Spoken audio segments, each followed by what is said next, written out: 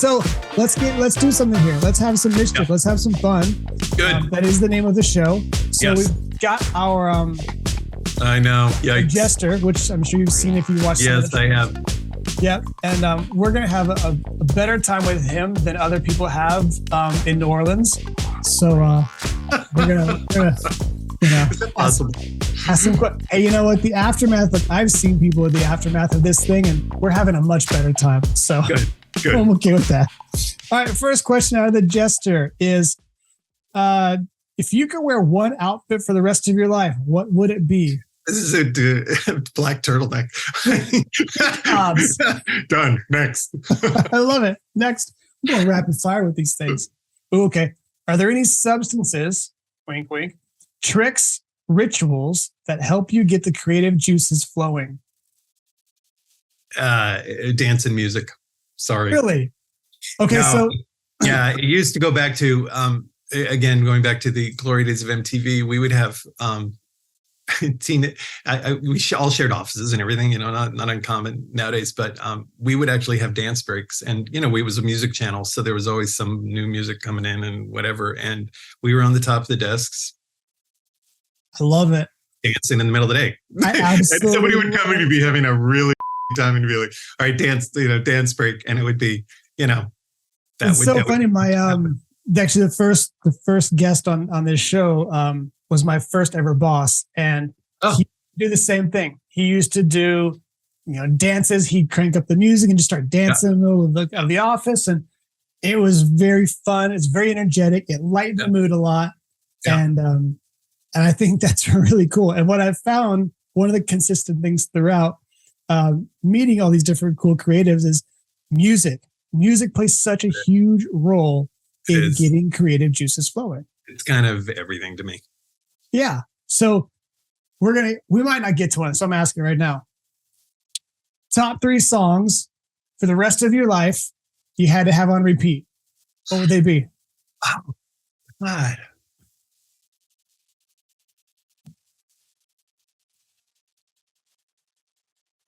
I'm still pathetic. Like, I'm an aging hipster who goes to Coachella. So that'll change.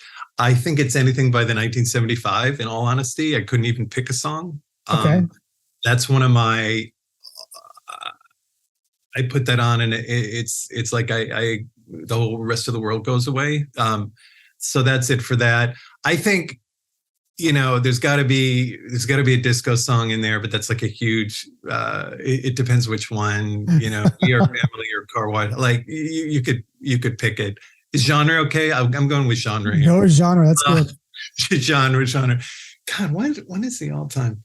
I think, and this is when when I'm feeling sad and lonely, Bonnie Raitt's "I Will Not Be Broken," and that's my little "I Will Survive" song that got me through.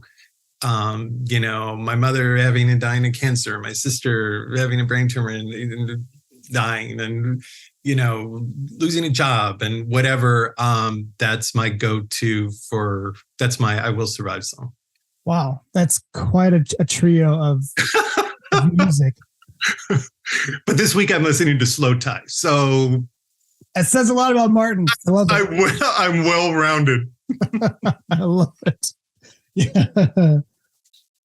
Who's an artist in a completely different field who totally blows your mind away? There's a photographer named Raymond Meyer, who's, I think, he's like in the top 10 photography. I don't think he's a household name. Mm-hmm. I love photography. He has been such a lesson to me because my mother gave me the worst advice ever. Learn to do as many things as you can and you'll always survive, kind of thing. So, okay. I was cutting hair in college. I really took this seriously. Oh, how can I make some money? Sure. And I'm up there with the razor and let's go. Raymond look him up. And I'm all over the place. So he's kind of my other person. He's very meticulous, but he has become very successful and very rich doing one thing well, which is the complete opposite of what I was taught to do. He learned to shoot still lifes, and particularly glass and bottles. So if you see a perfume bottle ad or Tiffany or anything else, it's probably Raymond Meyer. Wow. He has done it so well, but he was also kind of my hero because he was very first in, and he remained successful because his counterparts, Irving Penn and all these other people, were doing the same type of thing, but he was very first into digital photography, and they were just diehard. I'm staying with film. And back in, the 90s, he built, this place for retouching and digital photography and all that. And he was so early in, he kind of changed the game. But I love his work. I'm constantly inspired by him. He's beautiful stuff, and he's a lovely human being. That's so cool. Yeah, I think about the bravery, I guess you could say, in a way, when film versus digital came out. I mean, you had the George Lucases of the world trying to do digital, and you had, the pushback from Hollywood. And I just think that to be able to push through some of that in a field that you rely on the next job, yeah, you could be done.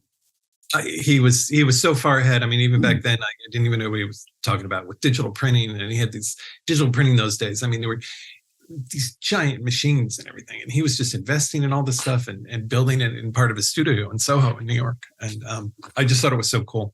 Wow. So it's kind of like where I want to be. But you talked about best outfits. He's so meticulous. And I cracked up. I said, please don't let that happen to me, because he's like, oh, good news.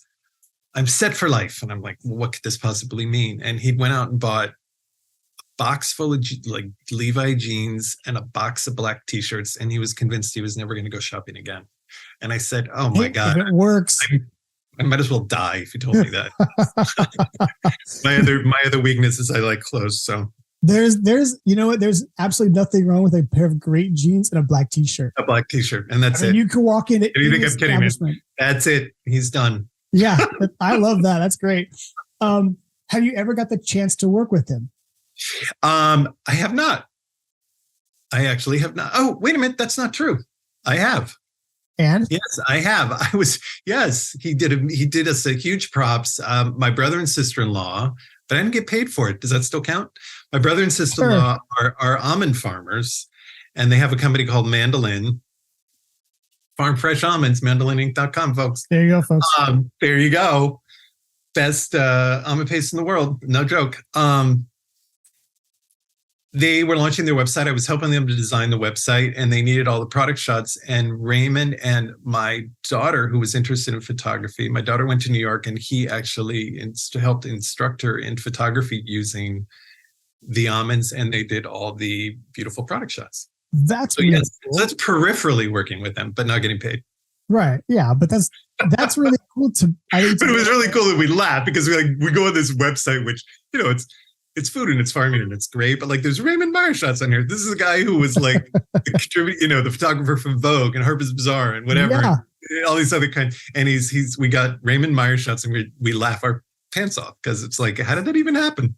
That's amazing. But again, generous of heart that he is. He did it, and he loved instructing my daughter, and they had a good time, and she learned a lot.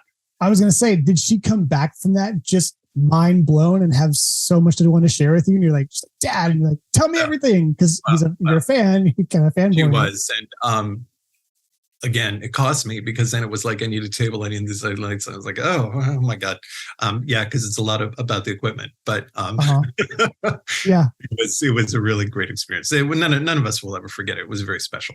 That's so awesome. I love that. Yeah. Love that. I see what else we have in here. Oh, now I'm nervous. When you laugh before the question. If you could go back in time and punch someone in the face, who would it be? And what? Punch someone in the face, who would it be? Kill him with kindness, man. I can't. I've never hit anybody in my life, and that's the sincerest truth. Wow. Okay. So that's not true. I did get into a little kerfuffle in fourth grade, but nobody. My mouth is lethal, though. The mouth is very lethal. So there's not a single person like Tommy from second grade that you just wanted to go back and haul off and just whack him one. There's some I got put in jail, but because they were so horrible. But no, I no, sorry. That's okay. Kill him with kindness, folks. I kill him. I heard that about Ashley Graham and Hugh Grant today. They asked her what her response is, and she said, "Kill him with kindness." She has nothing, and I'm kind of like, yeah. Well, what's really interesting is there's really nothing you can say to that. When someone comes after you and you just turn the other cheek, you hug them back or whatever it is, it completely diffuses the situation and it frustrates them.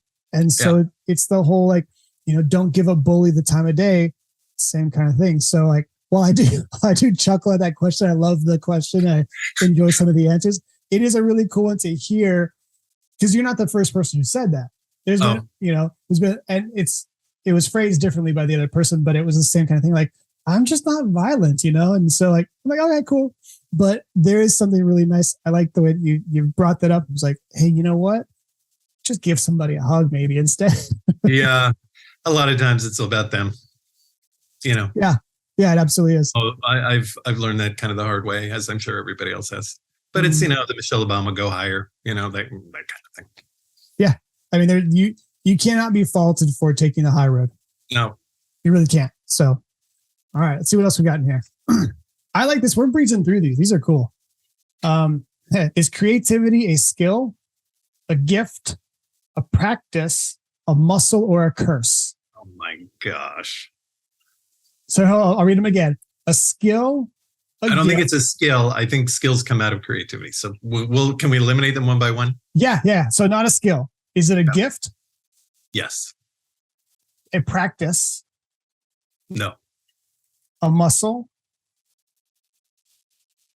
I think that's okay. Keep going. Maybe. Or a curse?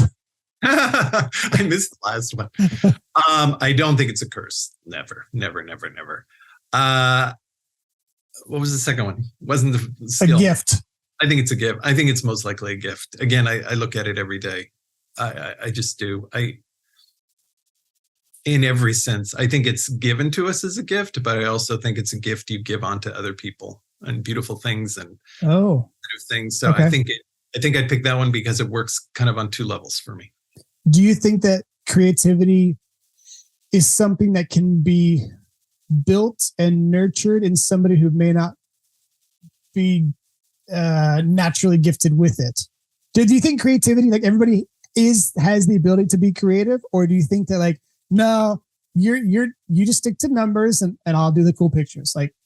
Yeah, a friend just sent me something like, this is why I went through recorder class in fourth grade. Did you get, I don't know where you're from in California. We all had to take recorder class in fourth grade, and I think people make a lot of jokes about that. But if we hadn't had the opportunity to do that, that was such an aha moment for a lot of people.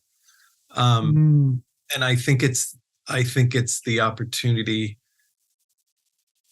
I think we all can be given the opportunity, because it's not just making pretty pictures. There's creative solutions, right? Yeah. Before we got on, we said my daughter, this car died going on the freeway.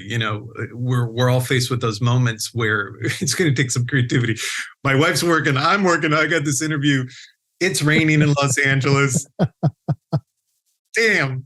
Yeah. So yes, how are we going to do this? I think everybody is creative in their own way, and it doesn't just mean doing it for a living. But I think we all have to find creative solutions to I believe there's a creative solution to everything pretty much in life, and it just takes figuring that out, and that's the fun.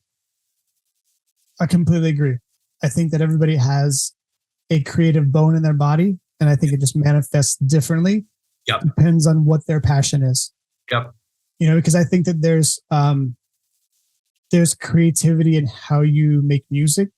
There's creativity in how you draw pictures, and there's creativity in, digital problem solving and Word documents setting up and things like that. I just think everybody has it. And I think sometimes we either nurture it in a more outward facing way, like art or design or music. And, maybe sometimes it's not. Yeah. And I think it's really interesting. The people who you see who have that sort of the artistic side, the design side, the drawing illustration side who don't use it. And then out of nowhere, you're playing like Pictionary, and all of a sudden you're like, what is this? Like those are really always striking to me. And I love those moments where you just, this like light bulb goes off and you put two things together. I now get you much better. Right. Absolutely. Absolutely. Yeah, that's awesome. So you've mentioned your daughter a couple of times here. Since she's old enough to drive. So does the creative gene, has that fallen far from the tree? Like, when we talk about she's more so than me and my son. Blows me away. That's cool. Yeah. So what's that like as a dad? Both of them, it blows me away. When my son just even picked up a guitar for the first time, it blew me away. And if I'm dropping the name of a cool band, it's probably because he's listening to it and it turned it on to me. Both of them. That's cool. Yeah, they just literally blow my. I don't think they even know. They don't even know yet. They're not even. They don't listen to anything I say, and I never push them anyway. And but like my daughter when she was little, it was fascinating to watch because. In a picture in school, draw a tree or whatever. She'd be there like this, and she would be doing literally didn't know, but she'd be doing graphic design. Everything was small and everything was, either linear or lined up and you get it. And just doing what I do, I'd be like, oh my God, you were just doing graphic design. Like, how cool is that? And it wasn't this kind of art piece. It was just kind of how her brain and her creativity came out. And it's mind-blowing. And both are and I mentioned I love photography. Both of them are just great photographers. So what is, as a father and a creative, the principal and creative director, what does that look like for you to sort of foster that in them, to encourage them in that? Like how do you, your life, how do you model that to where like they've maybe seen stuff? I just, again, it's just I took my son to Coachella when he was 13 or something obscene number. I mean, and I did it I love music, but he loved music. And I still have pictures of him, hearing EDM for the first time. And his face is just like, it's just frozen in this thing. And you can see it click in him. And it's something we can definitely remember. I think it's just giving them those experiences. Mm-hmm. Although my daughter was the opposite. We moved from New York to LA, and Glee was on, a TV show Glee for the first time. So she was probably 9 or very, very young. So I'm like, I'm going to take her to Glee Live. She hated it. She sat there the whole time, the hands over, it's too loud. It's too loud. So each kid's, I will say, advice-wise, each kid is different. Yeah. One you can bring to an EDM concert and, have his mind blown literally, and he'll probably have premature deafness. And the other one is get me the hell out of here. That's amazing. I think it's listening. I think it's giving them the right opportunities, but remembering they're both individuals and they both have different ways they're going to go out and be creative. Yeah. That's so... And I learn from these mistakes. Right. Yeah, it's funny. My daughter's dying for me to take her camping, and she's never been. And so I have no idea where this fascination is from it. And I'm just like, we'll go.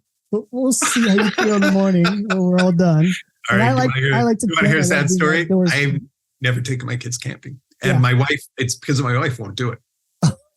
She's like, no way. Like, no, it's not happening. Hotels are nothing, right? No, that's it. Yeah. It's really awesome. All right, let's see what time we got. It's I have time for a few more. We're having some fun here.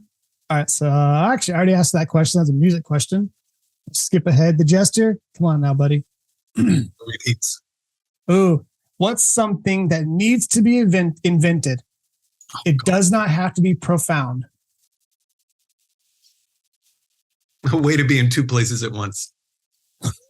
Okay, that's like the most profound thing. Because that's what happened this morning. Right, you needed it. You needed to do that, yes. How am I even going to do this? So the movie Multiplicity with Michael Keaton. Oh well, that's too many multiples. I just that's too many. Yeah. You can scale it back, less profound. Okay. So multiple places at the same time. What would be some things that you'd want to use that for? Everyday stuff or the emergency stuff? I want to be there for everything. So yeah, pretty much every day. Sorry, I got a lot I want to do. I love it, man. I got a lot I want to do. So yeah, pretty much every day. Well, what's funny about that is I think that I feel like I need like 7 lifetimes to do some of the things that I would want to do. I think being an astronaut would be really fantastically cool, but I'm 42. I'm probably not going to get to space anytime soon. So you could. William Shatner did it, at 98 or whatever he is. Don't give up those dreams. Don't give up, right? Didn't you watch the Oscars? Don't give up those dreams. Right? Yes. Yeah, absolutely. Come on. Yeah, no kidding. All right, here we go. If you could trade lives with someone for a day and only one day, who would it be? God, I can't even answer that. It's dark. Sorry. Ooh, let's go there. No, come on. No.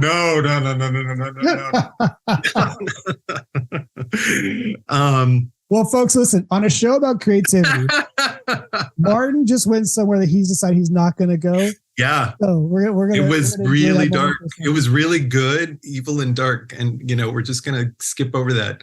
Okay. God. Just one day.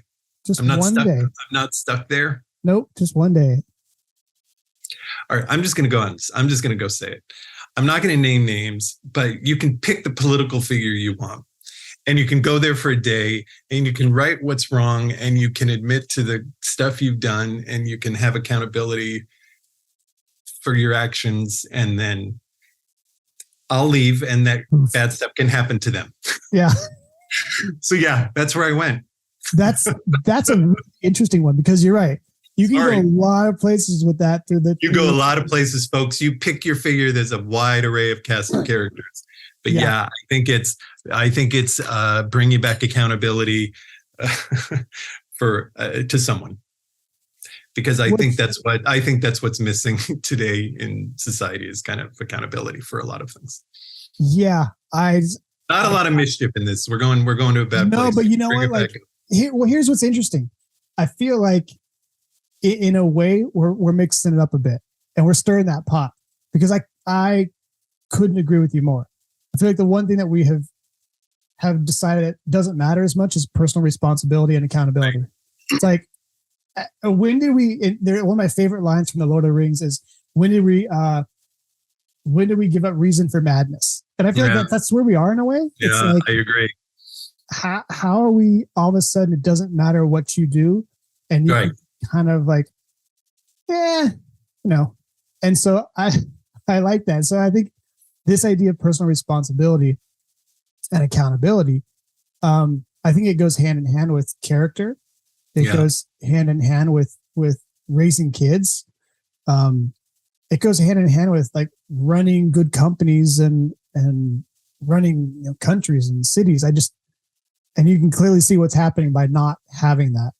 Yeah. And I don't think it's in political. I mean, you look at Will Smith, a pop culture figure. You look at the story. I don't even know his name.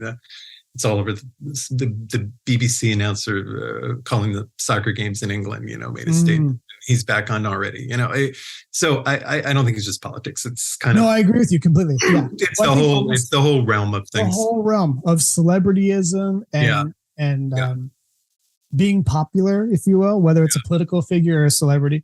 This idea that you can get to a certain level of popularity and not be held accountable for what you say. Like somebody's going to give you a platform to say it. It's wild. And once you've reached a certain threshold, like you're considered an expert. Yeah. Why? Why is Will Smith an expert about X, Y, or Z nowadays? Or the Bill Gateses of the world? He got a lot of flack for the whole COVID thing. Yeah. Like, You're not a doctor. Go away. But I think like there's something to that. Like we just assume that these people have amassed a certain amount of wealth and influence, so they must be knowledgeable at the same time. And then they just say whatever they want. things happen and then they get, oh, wow, I was wrong. And then move on. There's no repercussions. I know. There's wake. So anyway, I would kind of, I don't know. I guess it'd be my little superhero moment. I kind of like to right or wrong. I love that. But you know what? But it's bad because then I'm the judge, and I don't want to come off as, I'm not judge and jury. Like everybody's view of wrong is wrong. But that's a fun one. There's some obvious ones. So that's a fun one. Okay, since we're talking, creativity, imagine creating that kind of a character. Imagine creating that kind of. Let's do that. Actually, that was going through my mind too.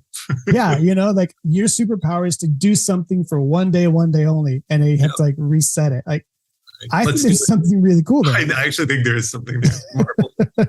Because then you get into this idea of morality, and what do you use as your moral compass? And well, the other thing that I like about it is kind of like Quantum Leap or something else like that. Yes, that's what Quantum Leap is. But there's a time. If you put the 1 day time frame on it, then you got your stakes going. Yeah, exactly. You got to pick exactly where you want to go. So here, we'll develop a show right now. Marty McFly. That was it. 1955. That's right. I'm back.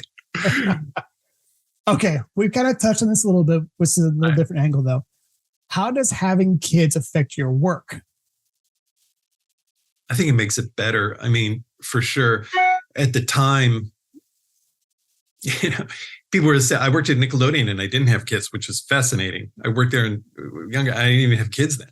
And it was like, how do you work at a kids network and still succeed where you don't even really know what kids want? We did. There was a lot of us who didn't have kids. We were just, you're just making fun stuff. And we were kid-like. There you go. I think having kids only helps because they're kind of the harshest critics. Yeah. They are. They're kind of unfiltered, and there's that love there where they can say, so the compliments are great, but those are very rare. It's either you're embarrassing me or that sucks. Right. Mine's not quite at the age yet where I'm embarrassed. Oh wait, but I'm sure it's coming. Yes. But they watch the show. I mean, I wrote a first draft of a novel and my daughter read it. It's a YA novel. And my daughter, when she goes, Dad, this is pretty good. And I was like, okay, that's the highest praise I could ever have. Yeah. That's awesome. Yeah. It was wonderful. I could share with her and, that was cool. Yeah. And I think I would second that. Having kids, it does make it better for so many reasons. I mean, there's the personal proud thing that you have going on. There's the idea that you can provide for them, which I think is right. As I would say, that's a whole other piece of it. Yeah, it kind of adds a lot of purpose that's not ego driven. And that's an important thing to remember. Yeah, I think for creative people, I think there's people that can just go on, be all ego. Yeah, but I think being a parent is probably the single greatest responsibility on planet Earth. Yeah, and it's like that child is relying on you. Yeah. So you got to get it done. And there's something really sobering about that and humbling. So for sure. And it doesn't stop. No, I can imagine. I'm sure my parents. Wait, it doesn't stop. No, my parents, I'm sure they still have those moments where they want right. I know. They're still like, oh God, I'm still looking after him.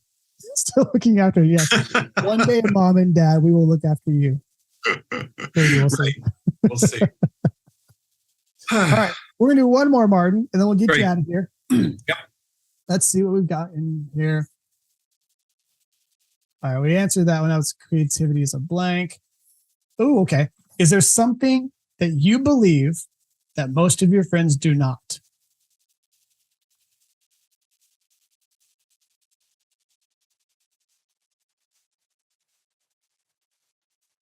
I hate to end such a boring note. I don't think so, because I think we tend to surround ourselves by like-minded people. So I'd say there's stuff I believe that people I don't know very well. But I hate to say it, but I think I have very few very close friends. And that's kind of just my MO in life. So I don't think. But I think that's actually really true. And I think when we talk about our best, closest friends, that can be true. I think there are those anomalies. I don't even call I would call them anomalies. They're those friendships that you have where you connect on a lot of things, but I think if you dig down real deep, you might find that you don't connect on certain things. And I've got friends who are like that. Like we have so many things we connect on, but there's probably, one or two that if we were to put it like all the cards on the table, you'd be like, those don't match up at all. Right. But yeah, I think, and again, I don't want to be too profound. I think the beauty in it is, and this is why we're friends, is I believe they're better at something than they are. I believe they're better at something than they think they are at doing it. Yeah. And so that's what friendship to me is, and I think it comes the other way. They actually believe you're better. You can do that. You're smarter than that. You've always done well at that. And we doubt ourselves. So I think, yes, there are. I couldn't name one thing, but I think as an overall concept, that is the truth. Right. And that's a really cool way to answer that question. And I didn't even use proper English. Right. But hey, who cares? I don't even know what I said. People do not pay us for our English. They pay us for the ideas that come out of our head. But I hope you got that. That's right. I love that. Martin, this was so much fun. So much fun. Thank you very much. We didn't even get into the almond stuff and any of that, but whatever. We're higher than that. We're higher than those specific product plugs. That's right. I love it. We're bigger. Bigger than the almond. Well, this was super fun. Thank you so much. That was awesome. So kind of you to ask me to come on. It was really cool. And when I'm out in LA, we'll get together and have a brew. I would love it. Yeah, absolutely. All right. Thank you. Thank you.